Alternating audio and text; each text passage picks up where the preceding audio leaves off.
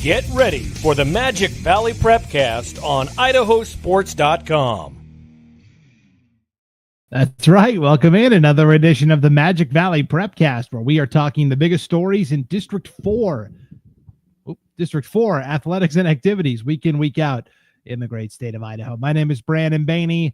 Let's bring in our Magic Valley resident and expert. It is Scott Burton, a.k.a.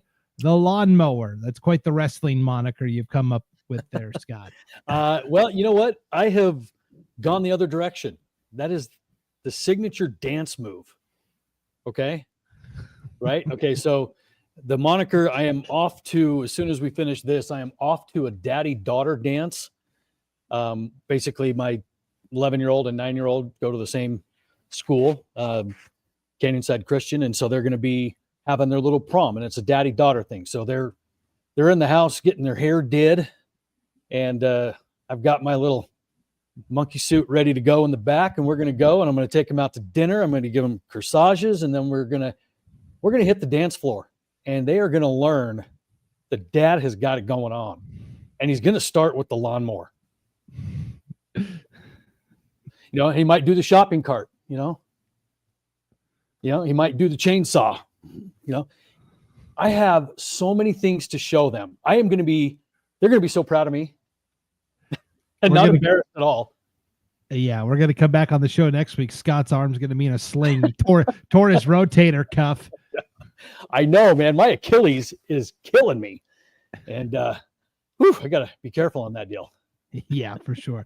Well, I think that's really cool that you're having a daddy-daughter dance with your girls. That's going to be really fun. So we won't keep you super long here. Today's show is basically to introduce our audience to what's going on in district tournament action for girls basketball teams up and down the Magic Valley. And some may already be plugged in. Some may be plugged in just to their specific league. It's a lot to cover, and it's a lot to keep track of. And so IdahoSports.com, we make it really easy for you. We have curated all of the district brackets statewide, from the north all the way to the south and everywhere in between, all classifications. I think there's like 31 conferences total in the state. And so we've curated them all in one place on our homepage, IdahoSports.com, and we update those suckers every single night with the latest results. So that is the easiest way you can follow along. I'm going to share my screen as we go through these girls basketball district tournament brackets, and you can do so as well. If you're watching this on the IdahoSports.com YouTube channel, Facebook page, or X account, maybe make your screen full size. It'll help you see the brackets a little easier. If you're listening to this Prepcast at IdahoSports.com or wherever you download and subscribe to podcasts, no worries. You can just pull up the brackets on IdahoSports.com and follow along that way. Scott, are you ready? Let's do this. Let's see if I can pull this off. Okay. Before we get to the district brackets, the Magic Valley Prepcast on IdahoSports.com is brought to you by Ideal, Idaho College Savings Program. Ideal is a state-sponsored tax-advantaged savings plan that helps families pay for the cost of college. With the rising costs of college, developing a savings plan is the first and most important step in helping families finance a college education. An Ideal 529 account can be used towards higher education, a trade school, apprenticeship, or even student loan repayments. For more information, go to idsaves.org. Okay, let's check out the district brackets. I'm sharing my screen here. This is what the landing page looks like if you go to IdahoSports.com, and you'll see there 6A, 5A, 4A, 3A, 2A, and 1A. So let's go ahead and click on the 6A. Yes, we have to click on the 6A brackets. Hopefully that popped up on the screen. Yes, it did. Awesome. Okay. This is somewhere we have to go now, Scott, because Canyon Ridge is a 6A school. They came in as the number 5 seed out of 5 teams. Kind of a rebuilding year for Canyon Ridge. I think they would have been in the mix maybe if they were a 5A still, but it was going to be a tall order. They have gone 2 and out, Scott. They fall in their opener to number 1 Rigby, 68-22. They fall last night to Highland, the 4 seed in a loser out game, 56-31. And just like that, the season is over. Yeah, probably one that Canyon Ridge would like to, forget. And it's just, it's tough to move up a classification and go into the conference that they did. When you're moving into the likes of Rigby and Madison for starters, man, you and your conference games are 2.5 hours away. I mean, you talk about a change, and on top of that, you're a little down in talent because, I mean, the games that they won this year were against inferior opponents. Wood River twice, Buell. Not that they're bad teams or whatever. They're just, I mean, Canyon Ridge is 6A, right? So this is one of those things that Canyon Ridge just kind of got a baptism by fire, and and they know what they have to be. I mean, this, if nothing else, it shows them, hey, this is the level we got to play at now, whether we like it or not. So we better get our act together. Yeah, because that enrollment's not dropping anytime soon, right? They are in 6A to stay, and Twin Falls may be close to joining them as well. Yeah, the 6A. Well, yeah, and there's obviously some new proposals going out because of the cycle is going to come up here, and one of those is Twin bumping up, and I think in the new cycle that we will talk about down the road, that's the proposal that's kind of out there, Twin would go up and Kimberly would go up. So we'll see what happens when that cycle changes. Interesting. Okay, Scott, you have piqued my interest, but we will have to table that discussion for another time, unfortunately. Yes.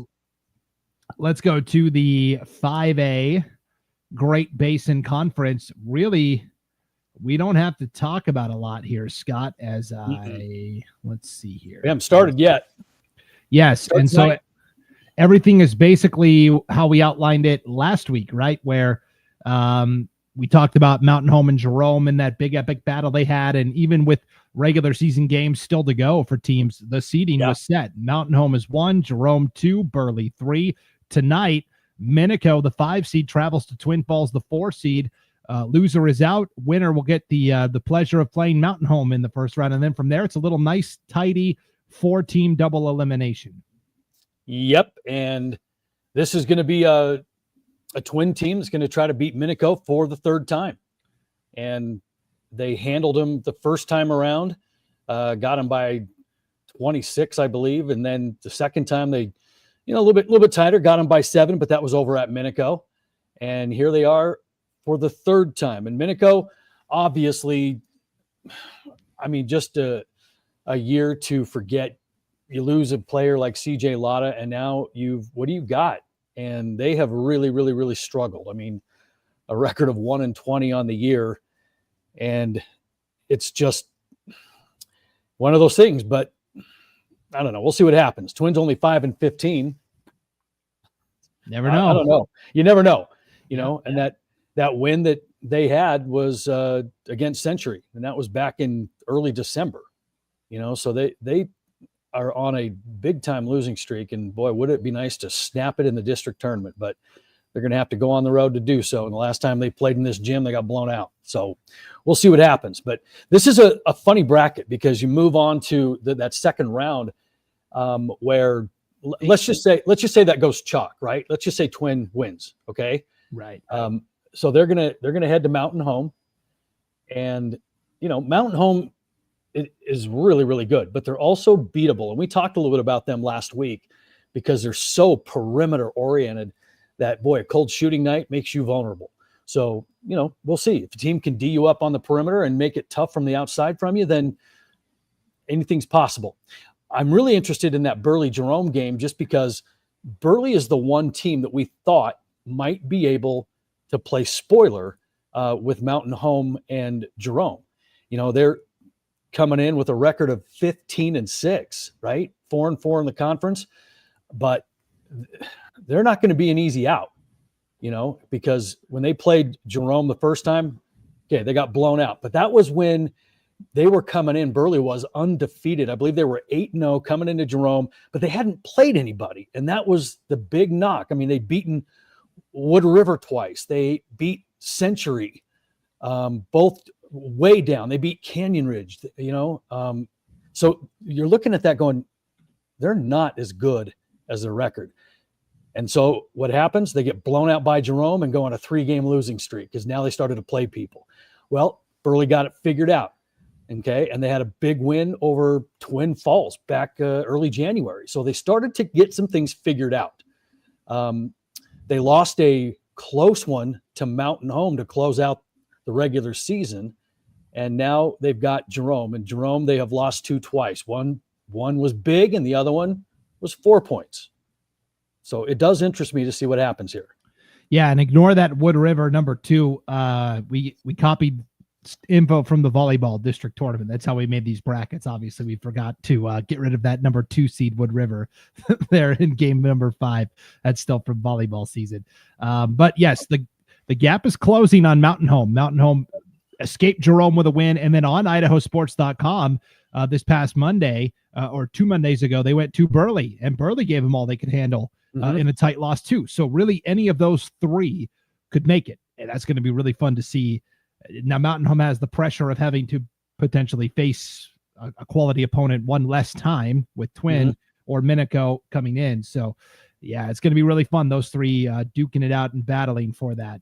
Yeah, and I wouldn't necessarily rule out, Twin. I mean, they're the definite dark horse. I mean, they would have to really get it together, but it's those 3 teams that are going to battle.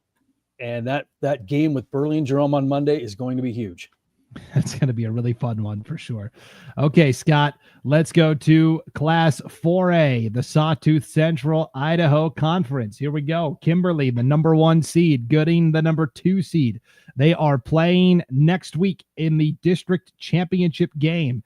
Meanwhile, Filer, the 3, and Buell, the 4, are still alive. Wood River was the 5 seed. They lost to Buell right away in the loser out contest to kick this tournament off. None of the games have been particularly close yet, except, Gooding did beat Filer by 8. Can Filer sneak back through and potentially steal one of those spots to state? Kimberly is the heavy favorite in this district. They've been head and shoulders above everybody else. To me, the question is, okay, if we get that Gooding-Filer rematch, they split in the regular season. Gooding beat them the first time at districts. What happens potentially the 4th time these teams see each other? Yeah, and that's the thing about district tournaments sometimes is if you get close games during the regular season, I mean, and you end up playing 4 times during the year, that is so hard to do.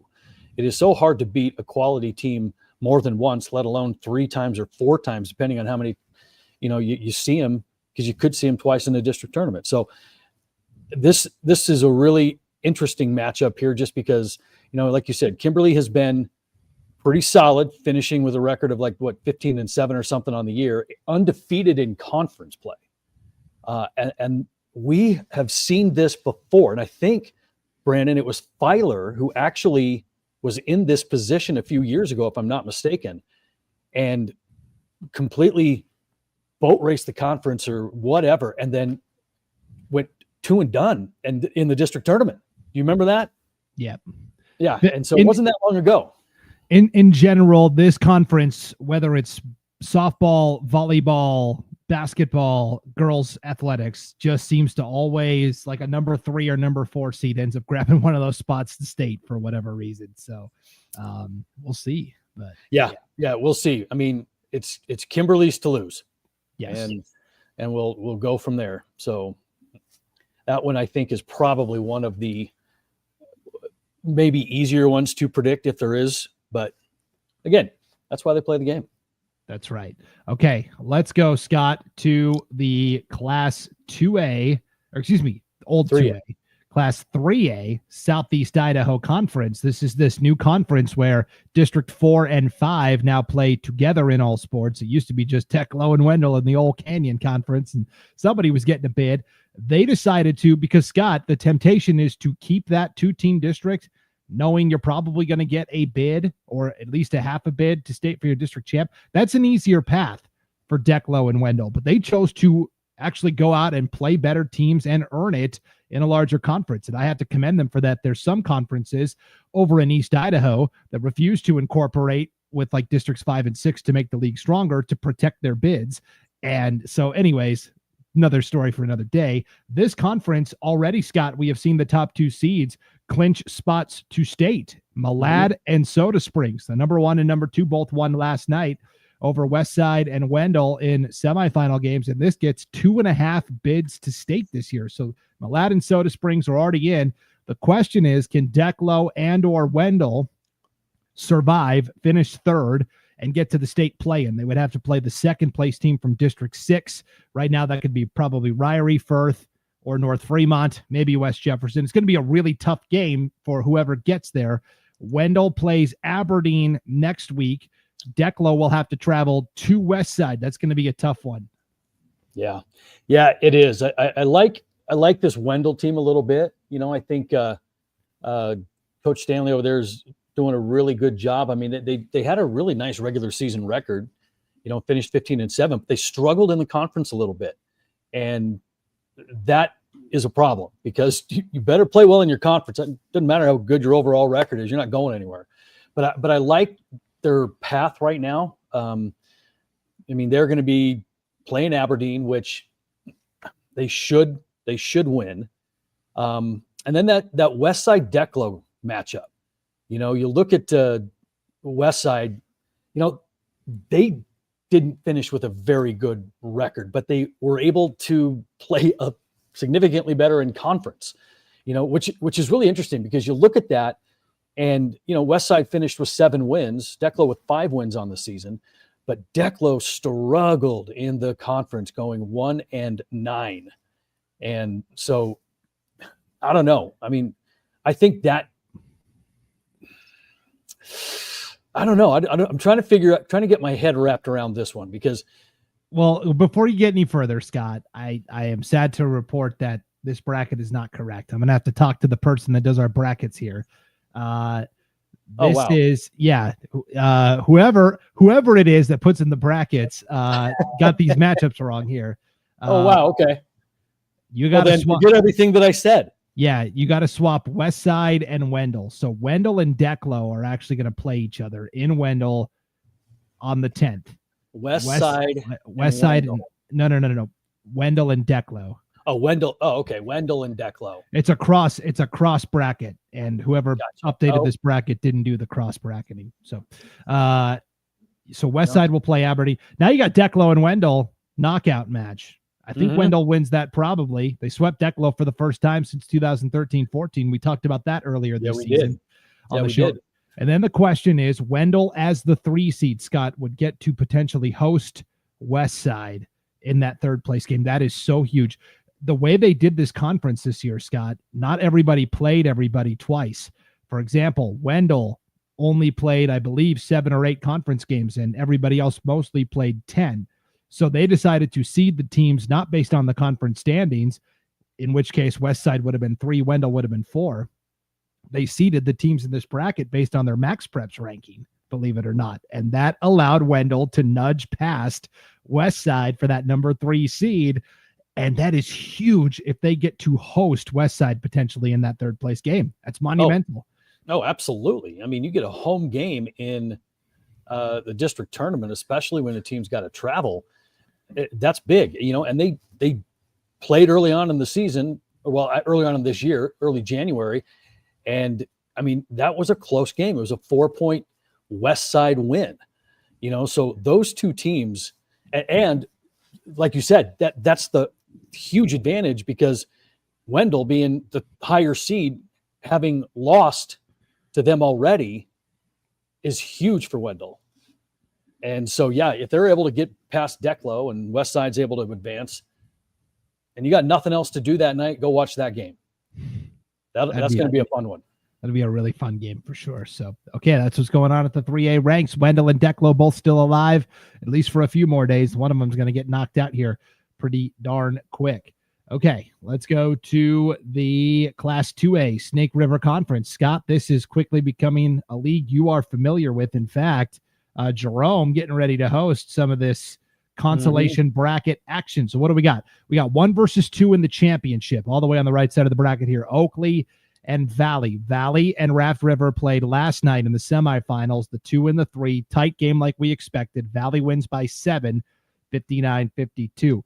Jerome tonight is hosting a couple of loser-out games where you've got number 3 Raft River taking on number 4 Glens Ferry, and then you've got number 5 Murtaugh and number 7 Shoshone. Shoshone, the last place team, still alive, Scotty. They beat Hagerman last night, 53-34, and then because Glens Ferry, the 4, was upset by Murtaugh, the 5, in the first round, you've got a 3 and a 4 playing each other in a loser out game. So somebody, Murtaugh or Shoshone, is going to have a chance to compete for that third place game and potentially a chance to fight their way into state.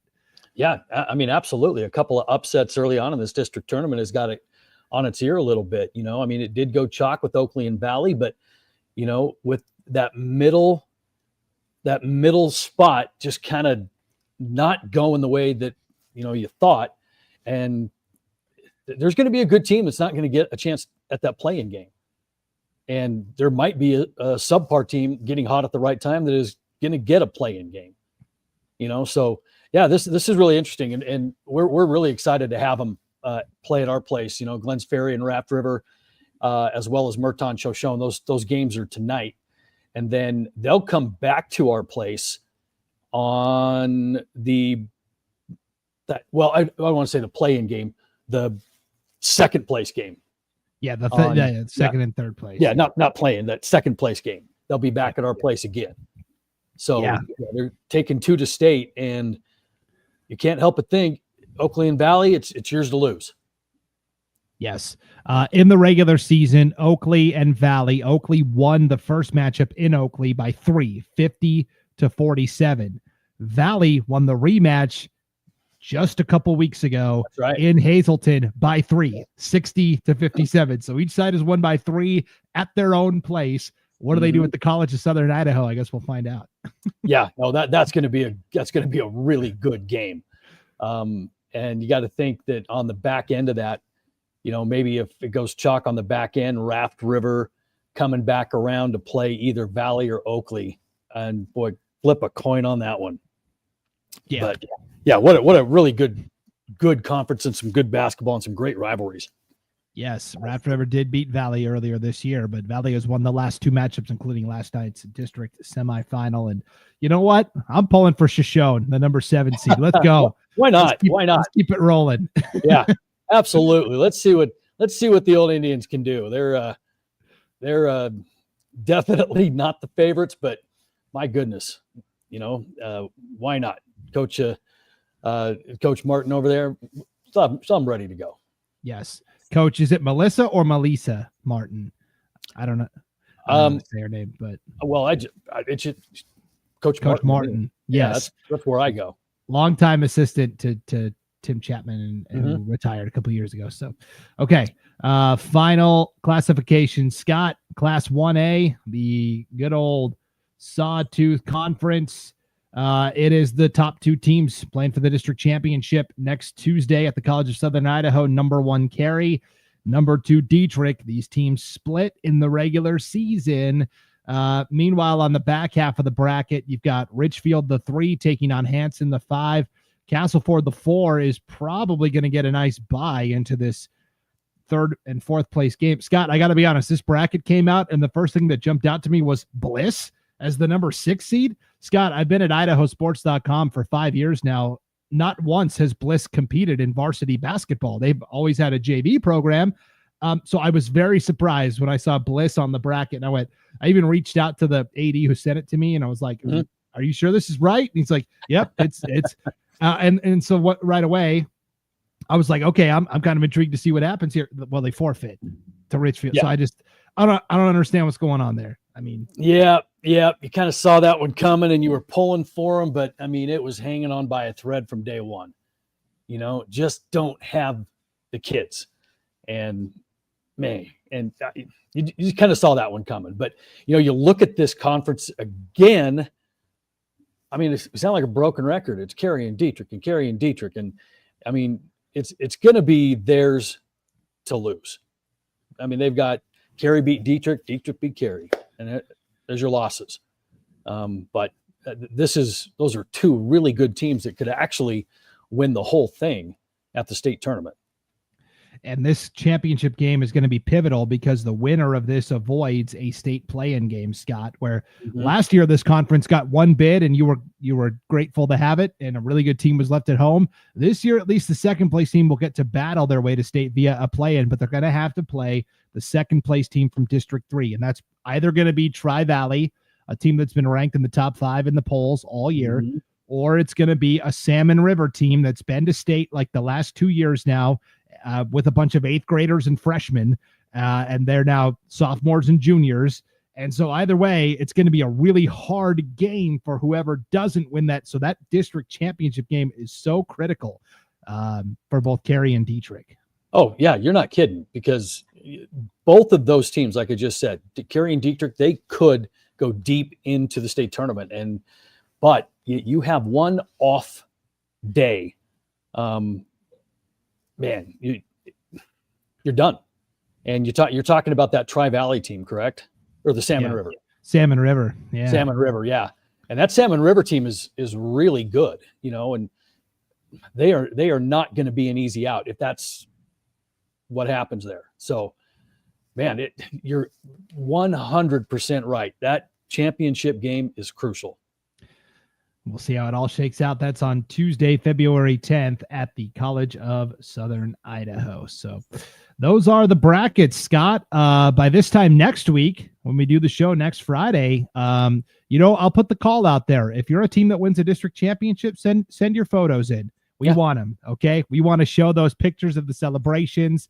You can send those to Brandon at IdahoSports.com or Scott at IdahoSports.com. There will be a couple of state play-in games that we'll be able to talk about with some of these girls basketball teams, but it's going to be a lot of we showed you the brackets. Here's what actually happened. And it'd be cool to have some pictures of these teams with their district championships. Oh, absolutely. Absolutely. We're all about the pictures and the video, so send it to us. We'll make sure we get it highlighted before the state tournament. Okay. So enjoy all of the postseason basketball. Again, we are in there every night, updating the scores, updating the schedules, updating the brackets. IdahoSports.com is the most accurate place to be when it comes to tracking what's going on in the state of Idaho. Just don't look at the brackets too closely. Well, yeah. I'm not going to say who's in charge of the brackets. It's not me, but He's fired.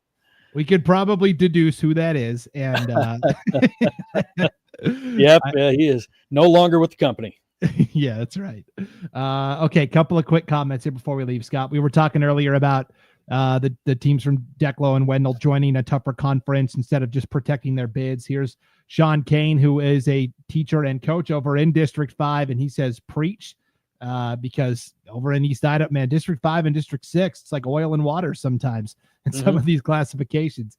And here is our favorite softball coach from Glens Ferry. I'm sure they're already doing drills and getting ready. Frank Case. Oh, yeah. Yep. Everyone loves an underdog. So it sounds like, he's going to go for Shoshone until they potentially play Glens Ferry, and then he'll no longer be going for Shoshone. So, yep, that's right. We'll be talking about Coach Case's team here in about a month or so. Yeah, that's going to be a lot of fun. So enjoy the district competition. Enjoy the regular season boys basketball still, and wrestling wrapping up as well with senior nights and things of that nature. District wrestling will start next week as well. Scott, enjoy the dance tonight. Don't pull a muscle. All right. Yeah, right. Yeah. No, I'm worried about that because I reached for that can of beans right there in the shopping cart move. Rotator. Yeah. I'm 54 years old, man. I'm falling apart. Just remember, you're not John Travolta, and it ain't Saturday night yet. So right. That's not going to stop me though, because I am going to be the highlight. I might do the worm or like pop in a lock just a little bit, but do the spin. Dude, I am going to tear this thing up. You have no idea. My girls are either going to be so proud of me or they're going to leave. Yeah. And we'll find out next week how the dance went. We'll be able to tell by if Scott's got any bandages or casts or slings. Yeah, so. Exactly. Right. Maybe if you're lucky, there'll be a video. Oh boy, that would be a treat. So, all right. Thank you for tuning into the Magic Valley Prepcast, everybody. Enjoy the competition this weekend. For Scott, Burton, I'm Brandon Baney. We'll see you back here next Friday on IdahoSports.com.